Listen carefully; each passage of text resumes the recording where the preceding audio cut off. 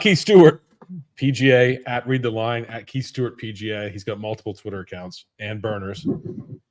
Right. Yeah.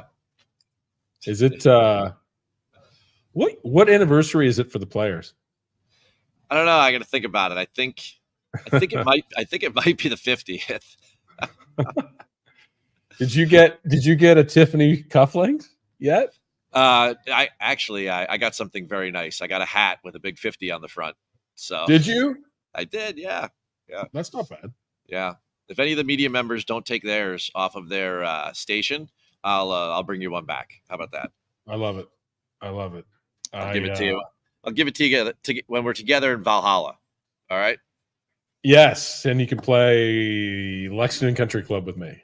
Oh, have you played there? Not Lexington, no. Or Val. I've never been to. I've only been to Kentucky airports. I've never been to Kentucky, been there.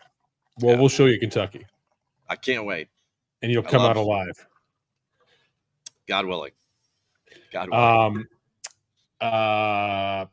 First of all, so last week, here's what I want to ask you a question that is going to set the tone for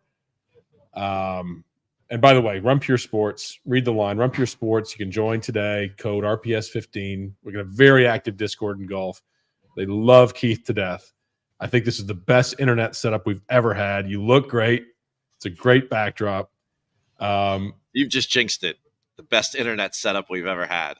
Oh, fuck. Please don't go. No, I can. When you start pixelating, I get panicky.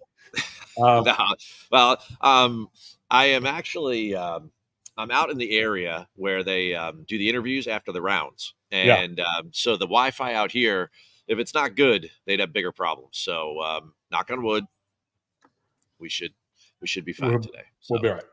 Let it roll. Let it roll. The question is what I want to do, because it'll set up the tone, what I want to talk to the Discord about, what they're listening on, is last week you could see the frustration, at least I could, with some of the players with the, quote, unfairness of the course. And you could literally see shots that, can't lay. Of course, I was tracking him deeply.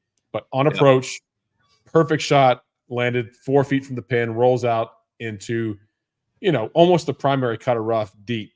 And he was playing with Fitzpatrick. Fitzpatrick very frustrated. Cantlay starts bogey, bogey, bogey. At that point, do you believe that some of the poor play was the fact that people were frustrated with the course? There are some holes that were unfair. The rough was unfair, and they just said, fuck it. We're on to Ponte Vedra. Or is it a 100% indicator of their form? Okay, two parts. Number one, those two gentlemen you mentioned, the 69 gentlemen in that field are not the type that would just mail it in whatsoever. Okay. Now, that being said, they may not play better because they're working on something for Augusta for the rest of the year. Max Homa was in the, he didn't play poorly, but, Max Homa was in the press room today talking about a grip change he'd been working on the 2 weeks that he had off between West Coast and East Coast. So if a guy is working on something and they know it's just not their week, chances are they're gonna implement it and really try to learn to trust it in the heat of battle. And the second part of that was, what was the second part of the question? You asked if they give up, and then you asked if I do not believe it to be a indicator for Cantlay or Fitzpatrick this week, any more so than any other indicator that we have, whether it be our own eyes or what we see on paper. So I think that in the modern age, the attitude of these men and the money that's on the line and the amount of people that are showing that they are ready to come take their spot, 100-to-1 winners, 150-to-1 winners, right. that these guys understand the seriousness of it all. And really what it comes down to, Matt, is that they haven't played a golf course all year.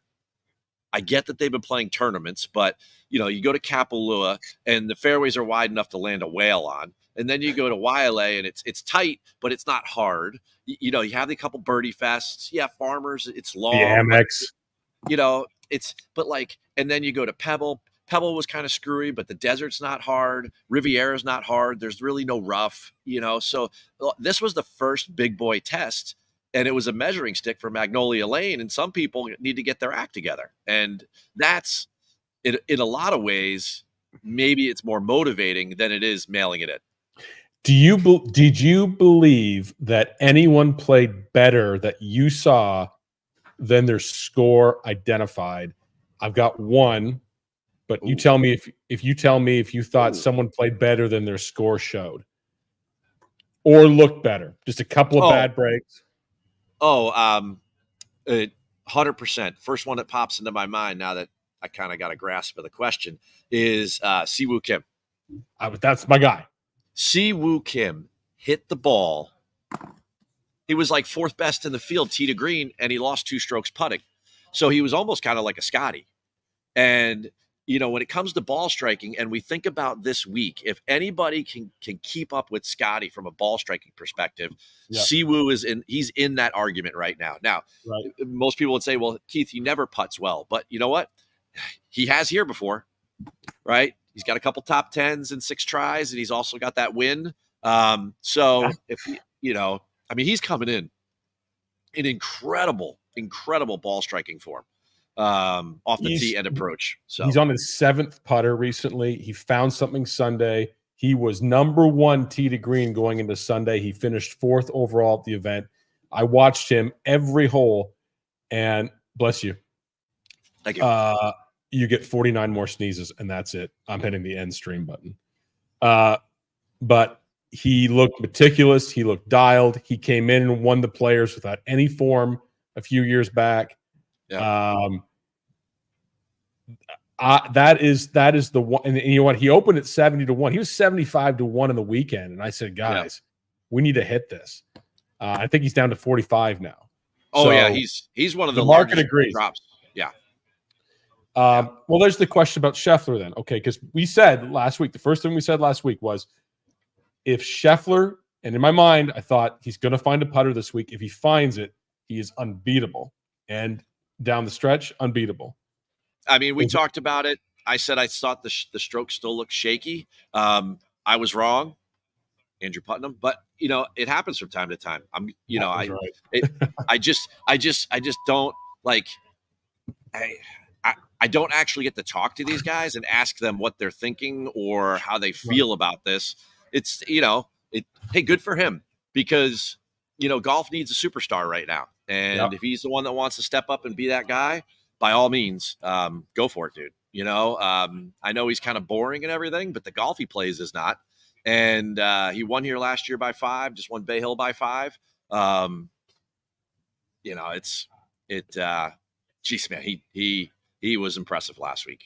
He hit no bad shots. The bad shots he hit, that 1 par 5 on the back, bad stance, feet almost to the bunker. I thought, okay, maybe we can get a shot back here if we're chasing Zalatoris. Nope. Perfect in the fairway. Perfect wedge, 4 feet, makes putts. Sort of like no miss shot type Tiger iron play. And Lowry and Wyndham Clark, you could see they're playing for second. I mean, they're just, I can't beat this guy. Yeah, go back to your question. Another guy that played better than his score was Zalatoris. Zalatoris took that 5-shot lead on after 11 on Saturday, and he hadn't been there before. And quite frankly, we all know that when he's had been there in the past, the putter got really shaky, right? And it wasn't the usual yippy kind of loopy stroke. It seems like his speed is a little bit more the problem, which is a good thing because he could overcome that social media tweet stroke that we always see like on loop that Zalatoris gets into seems to have maybe found its way out. And what he's done to change his golf swing to save his back has made his golf swing so much better. And it's made it so much more consistent. And I think that he's going to continue to ball strike like that for a while. And this putter, he's gained in 3 straight events, right? Like to an average of like 1.8 strokes positive per event over the last 3. So I think that, Willie Z is going to be on a lot of people's radars coming into major season. And for all intents and purposes, this is a major. The one that we were really tracking said he had a flawless game, and I think he played better than his score did, honestly. He had a couple of iron shots, unlucky bounces, he putt okay statistically, but can't lay. What? Yeah. He's kind of eh. I thought the driver was back to where it was like middle of last year, where he was, the most accurate and long driver out. Like Rory's a better driver overall, but the way Cantley went for about 8 weeks there, from about Players to through Oak Hill, Memorial-ish, Cantley was the best driver on the tour in the world, and he needs to get his head wrapped around that right now. The other stuff looks fine. It looks fine, but he's got to get the driver going. And, we start talking about stadium course here at TPC Sawgrass. There's a decent amount of rough. They mowed it last night. I was out walking early this morning with Denny McCarthy practice round, and you could see the mow lines from last night, and it was getting a little bit long yesterday, and they've made it a little bit more reasonable. But that's the last time they'll mow it before Sunday. And and hitting the fairway will be a thing. But it's not API rough, but it is okay. So if you're making a scale, API being major worthy and cognizant was, the new tour standard where they like the guys to play well, right? Yeah. It's leaning towards API, but so say 6.5 out of 10. Okay. But it is, you have to understand something. This place is the PGA Tour headquarters backyard. I mean, literally their headquarters building is right behind the corporate tents on 16, 17. So like they take care of this place to the nth degree. They can do whatever they want with it. It's been dry here, right? So they water it as much as they want. They have sub air under the greens. The greens will be firm. The fairways mysteriously are a little soft. I know we'll get into some of this stuff, but they're a little soft, and they probably should be. So kind of like at Bay Hill, they make the approaches soft. Well, not like in a lift and cheat sort of way, right? They're not going to. No. Okay.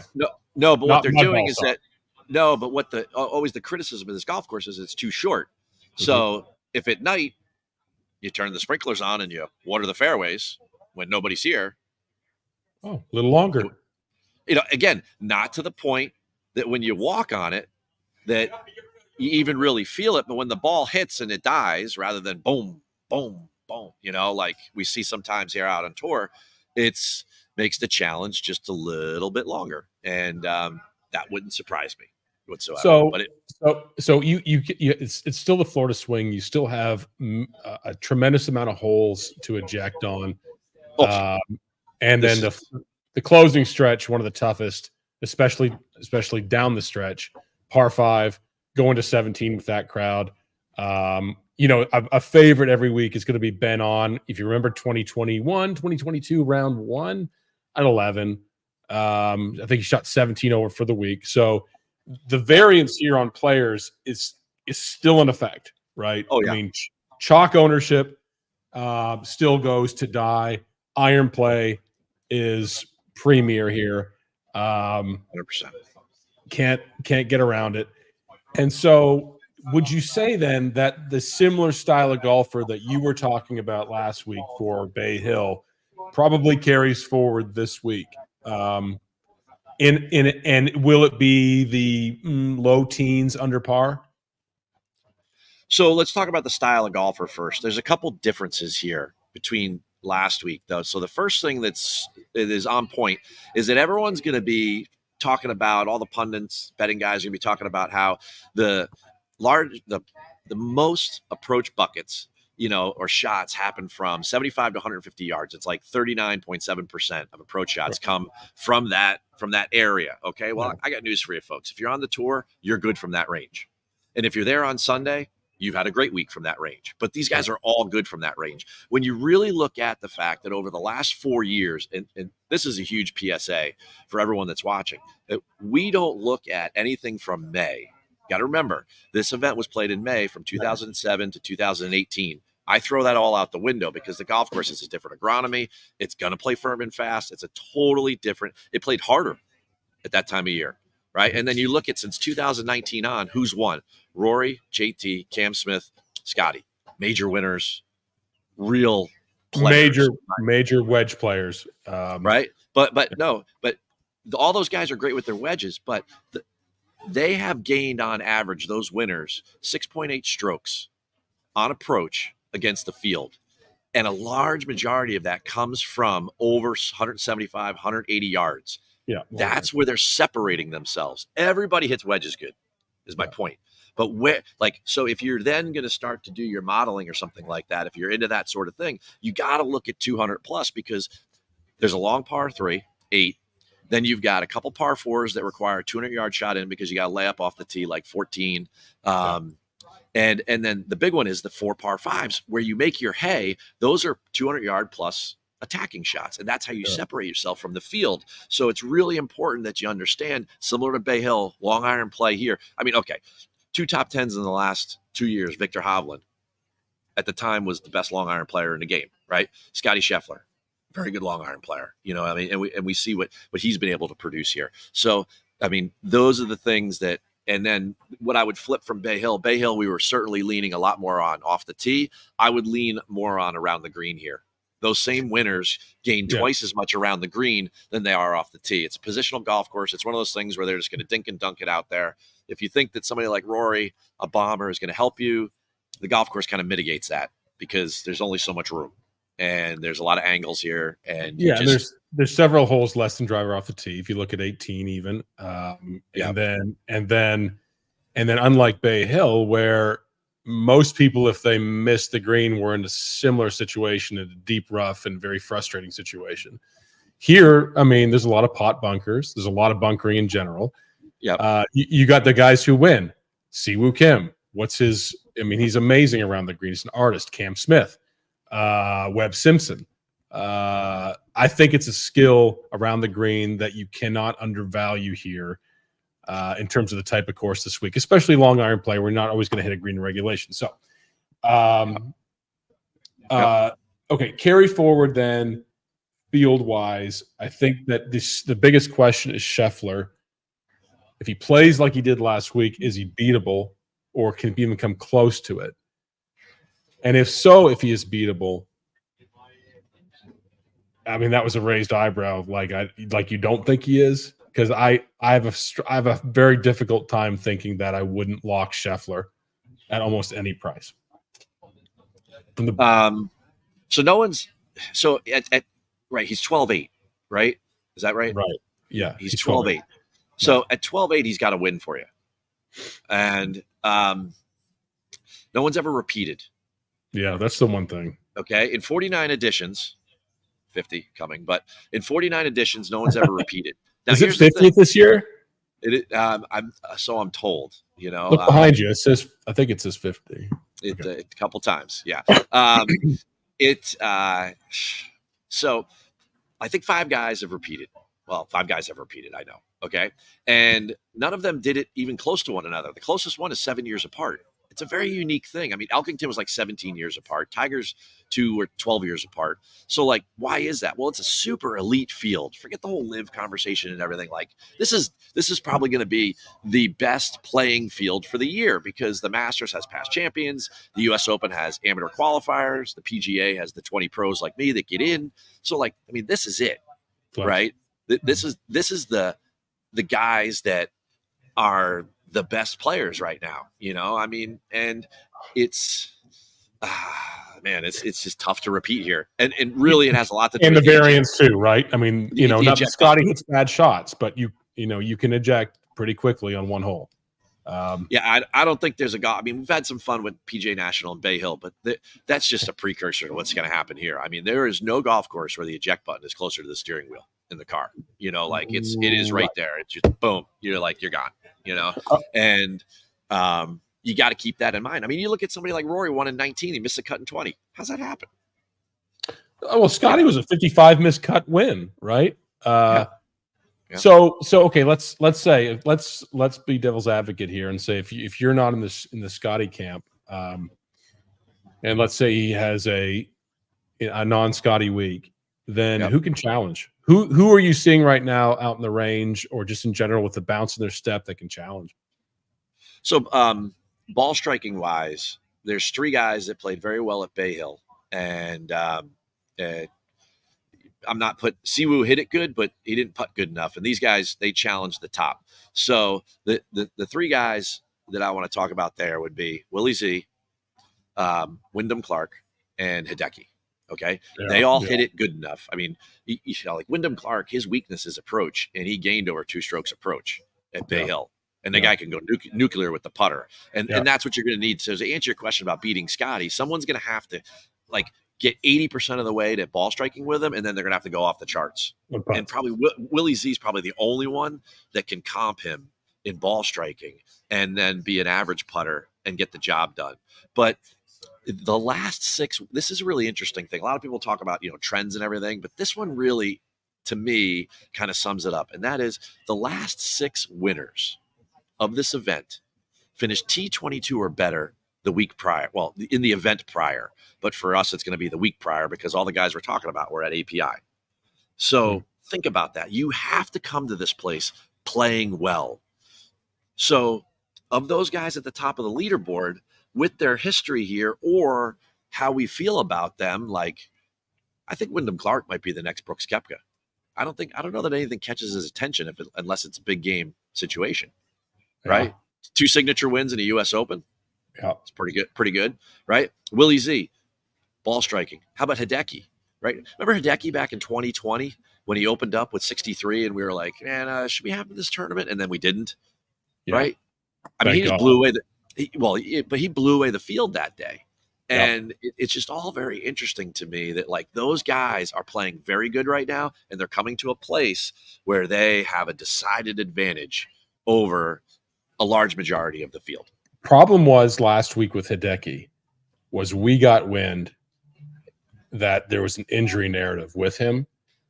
And it turned out everyone was saying he was stretching his neck on the range, or you saw his wrist was wrapped. And even late last week, which I was kind of concerned about, he was digging a ball out of the deep rough, hit it about 20 feet and sort of jammed his wrist a little bit.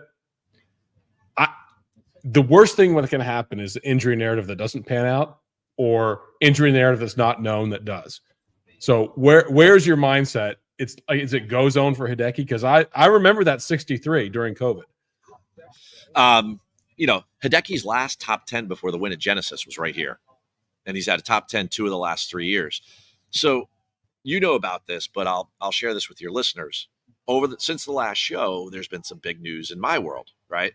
And part of that is that Read the Line is now partnering with Golf Digest. And what that means is, so Read the Line will all be maintained the same. But what it does is it's going to amplify my resources to do the things that you love that I do, and why you call me up and say, hey, Keith, come on. People want Sammy Valimaki, so one of the things I've always wanted to do, but I've just needed, more editorial amplification to get all of this stuff out, right? And last night, I love the range at closing time. Now, I'm a golf pro for a long time. When did I play most of my golf? At sunset, right? When you could get a couple holes in before you'd go home. And you learn a lot in the golden hour. So last night I went over to the green because I was going to produce some content for GD and for Read the Line. And I went over, and lo and behold, who's practicing their putting? So there was a golf cart sitting there, so in the shade. So I sat down for a couple minutes, and that turned into a while. That turned into a long time. And Hideki was practicing his putting. And I believe, first of all, because he thinks he can win this week, and he knows that that's one of his weaknesses. So he was grinding on it. I mean, we're talking 6:30 at night. He's doing this. Yeah. And everyone's gone except for about 5 people on property. Everyone's done their work and they're gone for the day. It's Tuesday. Right. And this is a day and a half before, and this guy's grinded. Now, for the health question, if you have a bad neck, a bad back, or any kind of chronic pain, I guarantee you the last thing you do is sit stooped over for an hour and hit all different types of putts. Yes. That's the last thing that you would be doing. All right. When you have back pain or you have neck pain or anything like that, you do not do that type of practice.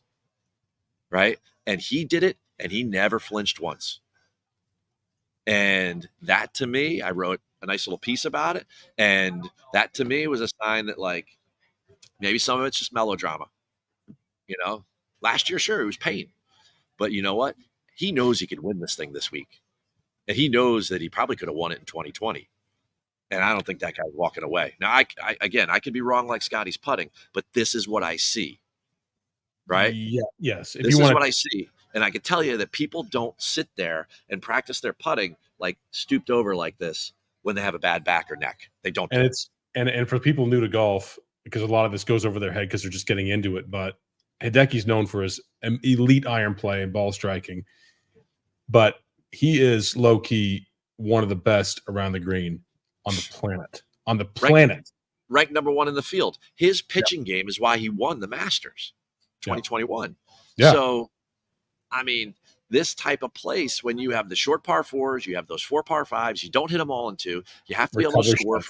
You got to be able to score from short range. It's great that people get up and down when they scramble, but don't forget that you still need those shots in order to make birdies. Right.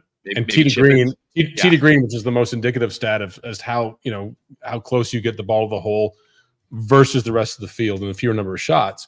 Tee to green encompasses that skill. I mean, that's why that's why these par 5 specialist tee to green guys win Augusta. I mean, even Will Zalatoris. Like, I was very impressed by his touch out of that rough. I mean, I thought this is, some holes that this is where he would go backwards, but he's got it. I mean, he's a great pitcher of the golf ball too. There's no doubt about it. Yeah, he's a really good pitcher of the golf ball. Wyndham, Wilsey, Hideki are guys in the elite class that you believe can challenge, right? They are the ones in my mind up there at the top. I mean, Lowry said it himself. He goes, if he's playing like that, I can't play that good. Well, buddy, you got to be, even if you're lying to yourself, you got to be able to get. You got to believe, right? It looked like Lowry did not believe on Sunday. He just is like, I'm just getting outclassed. So the Monday before. Yeah. So the other part is the other elite class, big name golfers. Morikawa, not good last week.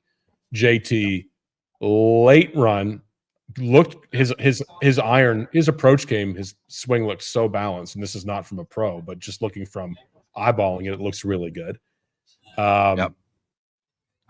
And then Homa, who's sneaky top 10 last week, conservative golfer, hits good sides of the green, hits fairways.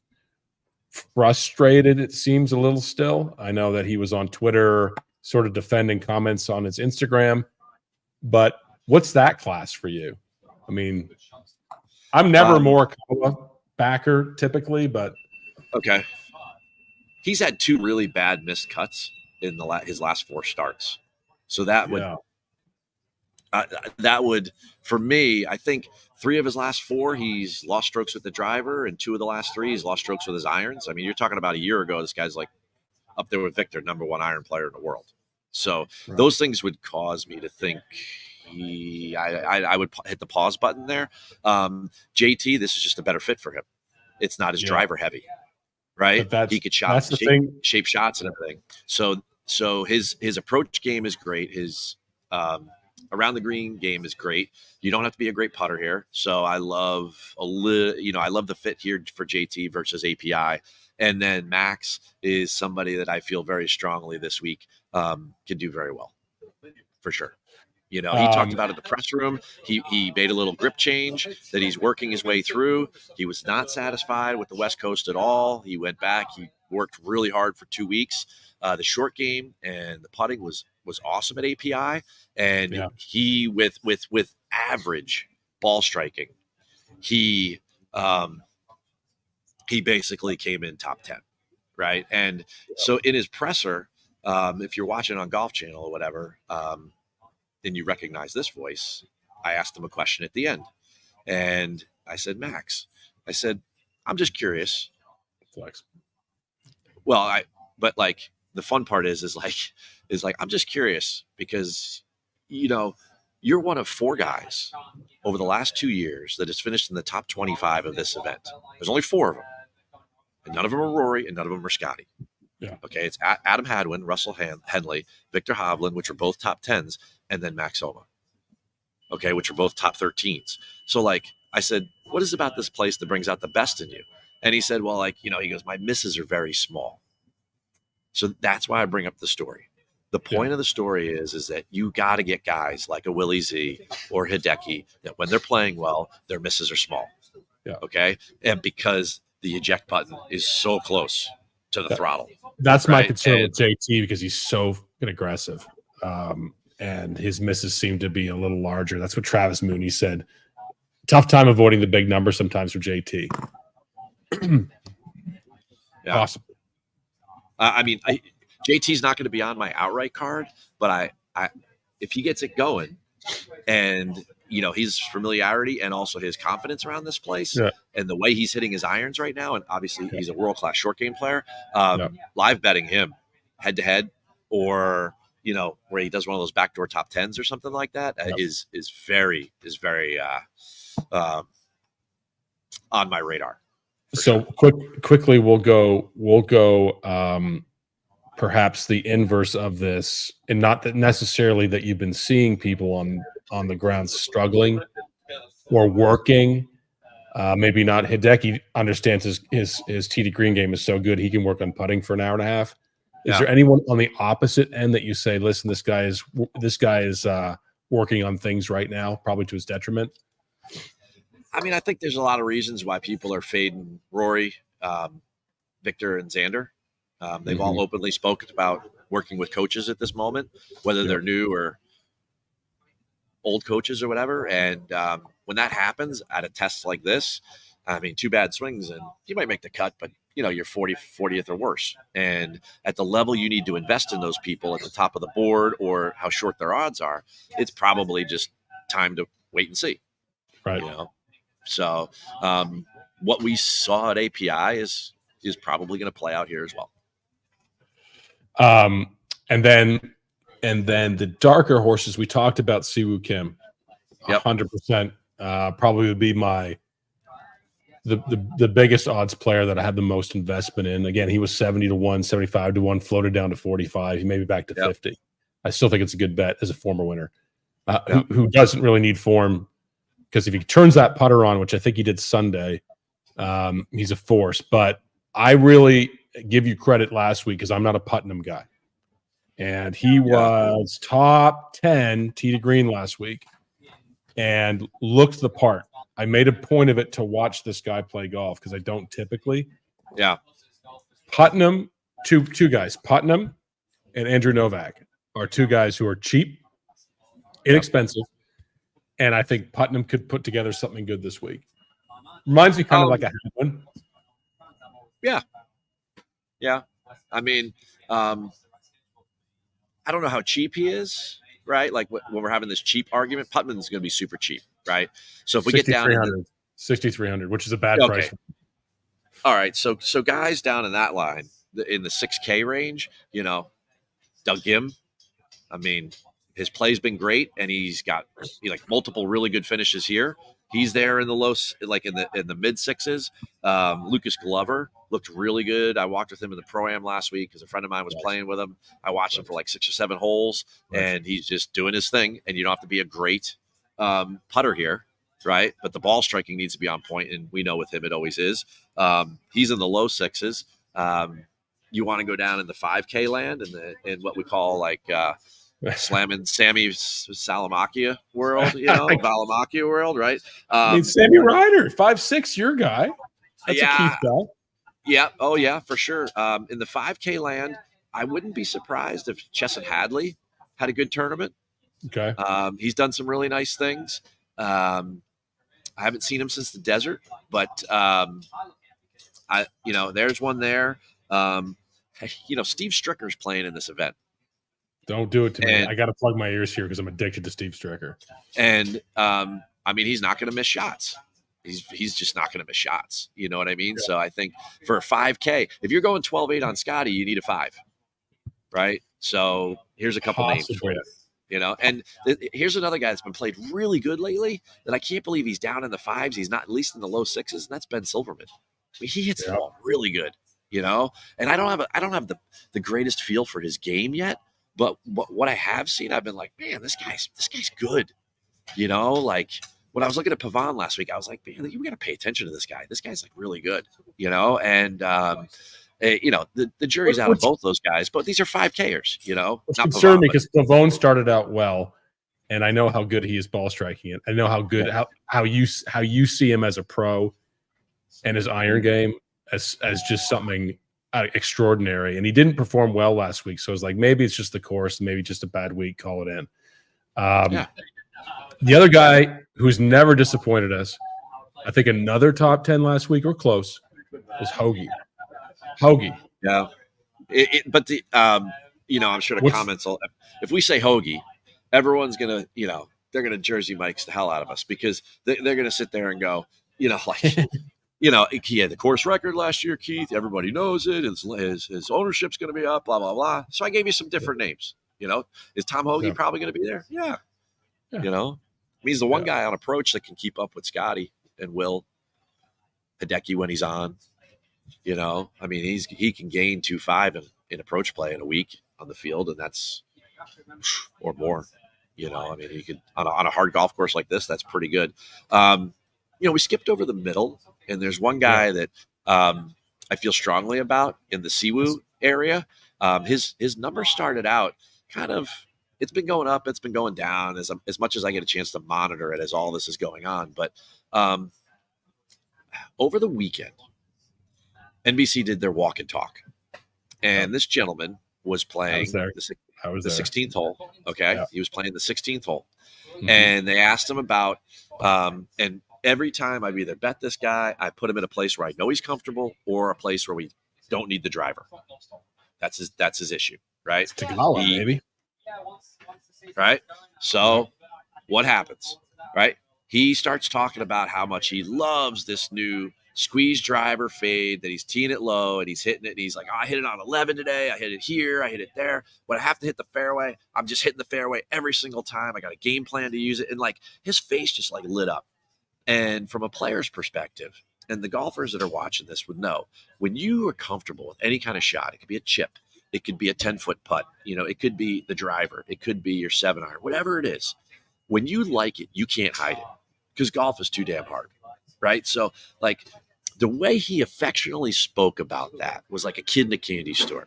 I love Swedish fish. Man, I get in the bulk aisle at the grocery store and I start to smell Swedish fish. I am like a rabid animal. And Sahith was like a little kid just describing that shot. And I was thinking to myself, man, if that guy with his creativity, like a Cam Smith around this place was comfortable getting it in the fairway, he would have an edge that Scottie doesn't have.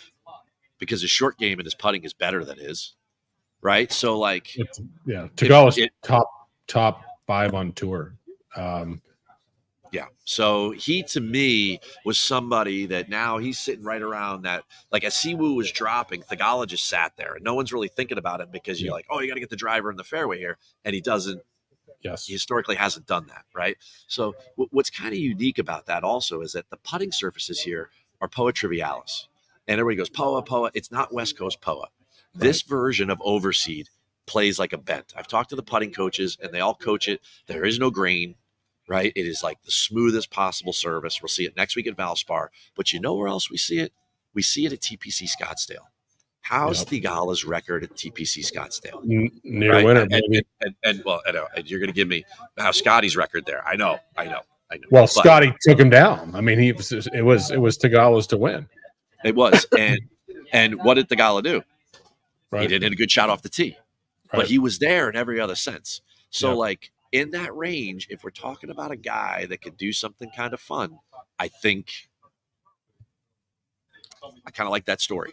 I think Tagala is going to be sub 10% owned, which is, short owned in that range because people still love Finau and people still love Henley. I will not chase Henley. And they love Connors too. But Tagala, I'm finally warming up to as someone who can get around tough courses.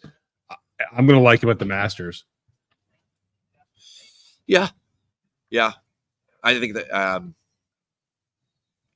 I think if he continues to grow as a player, a lot of people forget about this. We go back to Hideki losing his opportunity in 2020 and how he's dealing with that, right? Yep.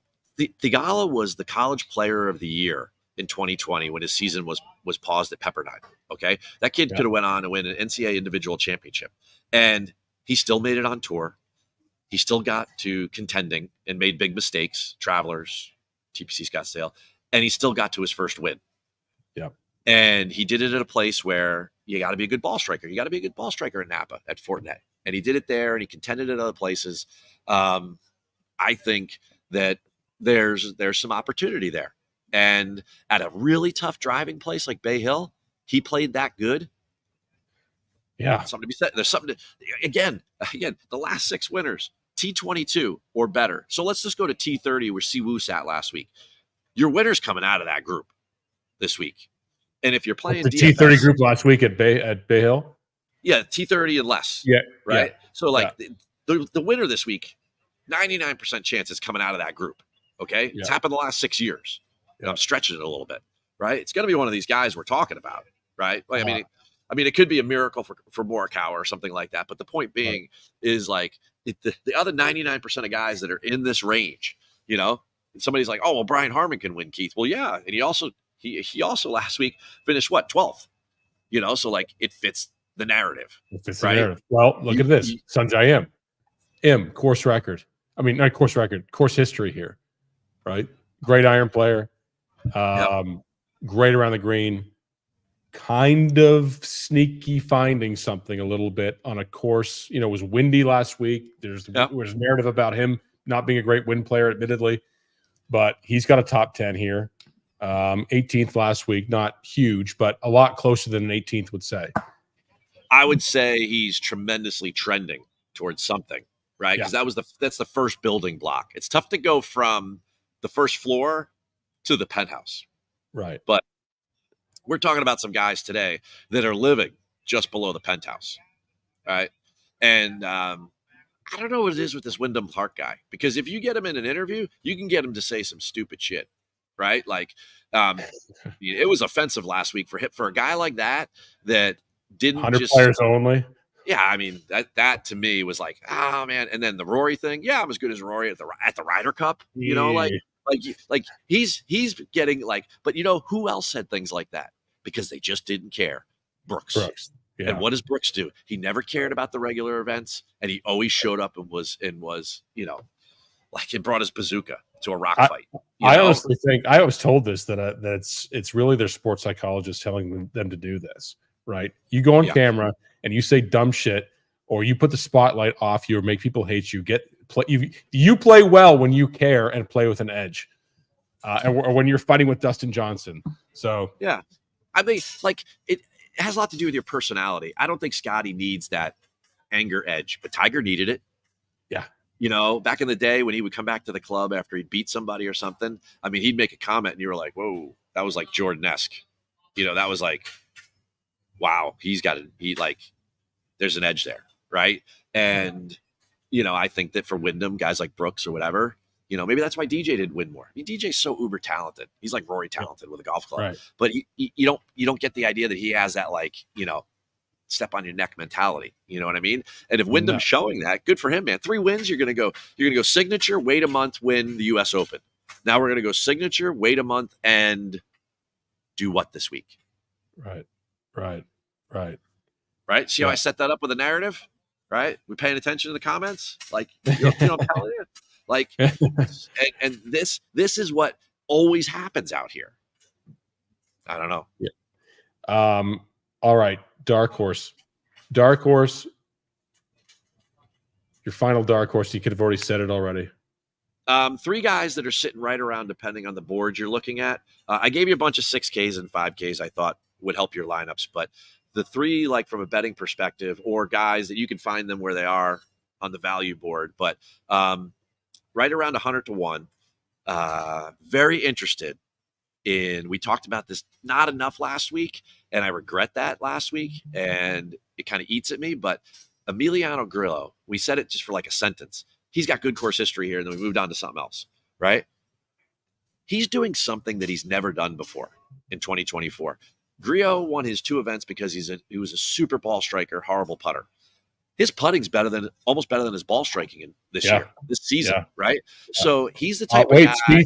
Steve said this years ago, and the quote is out there, that the best fast green putter he's ever seen is Emiliano Grillo. And none of us thought he was being serious, but that's stuck in our head ever since then. Yeah, I saw some nice things out of Cam Davis last week, and I don't know what happened with Adam Scott. I don't know, but he has all his Australian boys. I watched him play 2 or 3 holes on Tuesday. He's with Minwoo cooking. He's with J-Day, and he's like the godfather of that group, and he's hitting it just as good as those guys. And I don't know what happened last week. Bad steak at Ruth Chris on Sand Lake Road. I don't know, dude. Because I loved him there last week. I love the fit, but it's the 20th anniversary of Scottie's win here. So the world is round. So if you, at 100 to 1, you're talking about guys that would have a chance, that have win equity to do something here. Keith, can Cam Davis win? Probably not. He'll probably fold his tents on Sunday if he's in position. But these names throughout the course of your week, if you're diversifying your card or you're putting in multiple lineups, you pop some of these in here, and that's going to be where you get your top. You get your best 6. You're going to get 6 out of 6, and then you're going to get like a Cam Davis like last year where he came in 8th at the Players, and you're going to go whoa, like woo, Andrew Putnam 8th, like whoa, So I feel obliged to mention those things in closing. And you glazed over Hadwin. His course history here is going to impress people. He's a good long iron player. He's won the Valspar again. Sam Burns disappointing last week. But Hadwin is someone I may look at. Keith Mitchell may go unnoticed a little bit. I have to look at his ownership. Sure. Probably the best social media video of the year last year. What happened right here when the horn went off and his ball went in the water, right? Remember that? I don't recall that. Oh my God. It was so good. So he tees off and the horn goes off as he's hitting it, and he blows it way right. And it goes, the camera has it, boom, splash in the water. And he turns to the caddy and he goes, "Water?" And the caddy's like, "Yeah." And he's like, just lets it rip, right?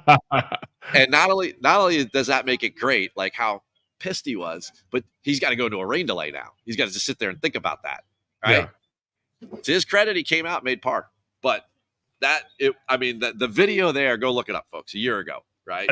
I do recall that now. The other one, the greatest one ever was, I think it was the Honda with Patton Kazire,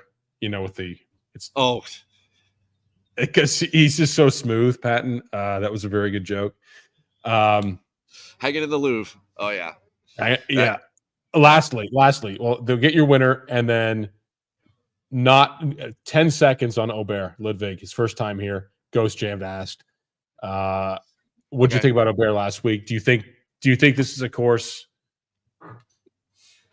for him right now, the state of his game, or is it just is it too much?" 22 rookies. The panic button will be in full.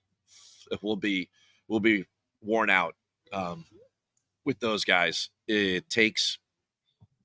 getting a good year. The weather looks really good. The wind looks like it's going to be down in the low teens all 4 days. So balls in the water, hole in one on 17, all that stuff. It'd be the type of year to kind of favor good shots on the island green. It's a tough spot for a rookie, and Aubert last week wasn't. He's in a dip right now, and his game should have it would fit Bay Hill better than it would fit here. Much like Rory, he's such a great driver of the golf ball. I don't know that this place helps him, and his iron game could be a little better right now. So there you go. There's other people that are priced near him, and rookies are tough for me here. Rookies. I mean, there's guys that have been here 5 times in a row and then miss the cut. There's guys like Scottie Scheffler come here and miss the cut. Rory wins and misses the cut.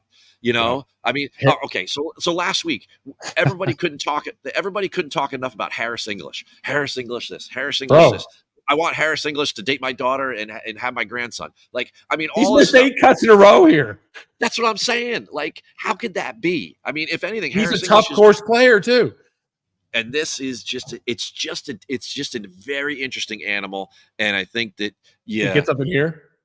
Yeah. I mean, again, like look at those 4 guys: Hovland, Henley, Hadwin, and Homa, right? All begin with H. And they've all those are the 4 guys. So what do those guys all do really, really well? Exactly what I asked Max. Is that he thinks that his misses are small. Yeah. And he can survive. Right. So if you want to go get on the JT Jordan Spieth roller coaster, by all means. Right. You could go to the highest of highs, but you might go to the lowest of lows. Yes. And in DFS, I don't. Homa's floor is really high. He's just very conservative. I wouldn't put him in a birdie fest, but I put him at a difficult track like this. No, which is interesting. Why he's just starting to figure out all of the majors at this point. Yeah. But I mean, when you win at Quail Hollow, you win at Riv. I mean, Spieth did enough to tease people back in, and Xander I still think did, but I'm probably not on either at this point. Yeah, I need to stop chasing the ghosts of the past. It's like my relationship with Webb, and now my rekindled relationship with Steve Stricker. Thank you, Keith Stewart, PGA. Yeah. All right. Lastly, who and it could be a non-Scheffler, but who wins for you right now? Zalatoris. Shit, I love it. Yeah, I mean, I'm too gutless to say it. Yeah, I mean, he had that 5-shot lead, and you could see it. He went in panic mode because he hadn't been there in a long time. His health was in question. I'm sure it was very emotional for him that he got back that quickly. I'm sure he did anticipate getting back that quickly, but well, how does that rectify this week? I mean, how does that change this week at the 5th major? Oh, he would learn from it. Okay. It's no different than all those great finishes in majors, and then he wins the FedEx Cup event. But I mean, it's similar field. He went into a playoff and he beat somebody. Like he's got that on his resume now. When you give yourself like an expectation schedule when you're coming back from a massive surgery like that and everything, and that's like that happens that quickly, then it's an interesting. I think it got to be up 5 at Arnie's event. He's a Demon Deacon. You went to Wake Forest. You went there on the Arnold Palmer scholarship. It's a lot, man. I mean, golf is, it's not like basketball where like you come running at me and I have to react real quick. You got plenty of time to think about the moment. And, that one swallowed him. But I think the next one, he won't look back. And the leaderboard chaser that probably made him think twice too was Wyndham Clark's Eagle, right? Well, he started to see a lot of volatility on the scoreboard, and he probably let his guard down, and then you saw what happened on that golf course because it was hard. And, I'm going to say my winner, non-Scheffler winner. I think that if Scheffler plays close to what he did last week, I think again he's probably untouchable. But let's say difficult field. Let's say the history continues, non-back-to-back winners. I think Hideki's the play. I think he's 42. He's 40 to 1. He's going to be sub 10% owned.